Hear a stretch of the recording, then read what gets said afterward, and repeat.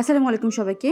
2025 সালে এসেও কিন্তু অনেকে স্যানিটারি প্যাডগুলো ব্যবহার করে, কিন্তু এই ধরনের রিউজেবল প্যাডগুলো আমি গত 3 বছর ধরে ব্যবহার করছি। এটা খুবই সফট একটা ম্যাটেরিয়াল এবং এখানে কোনোভাবে লিকেজ হওয়ার কিন্তু সম্ভাবনা নেই। যেটা আমার সেকেন্ড রিপারচেস ছিল।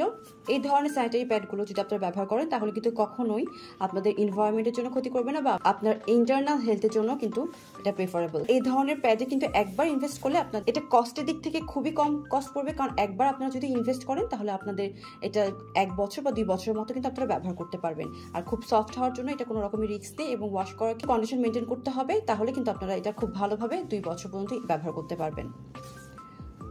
আর যারা মেনস্ট্রুয়াল কাপগুলো কিন্তু আপনারা ব্যবহার করতে পারেন। এই ধরনের কাপগুলো বিভিন্ন সাইজের হয়ে থাকে এবং ভালো ব্র্যান্ডে ইনভেস্ট করলে আপনাদের কিন্তু এটা বছরখানি চলে যাবে।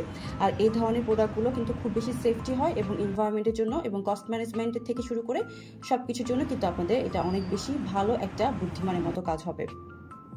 এভাবে ব্যবহার করবেন, এটা নিয়ে ডিটেলস যদি রিভিউ চান তাহলে অবশ্যই আমি শেয়ার করবো।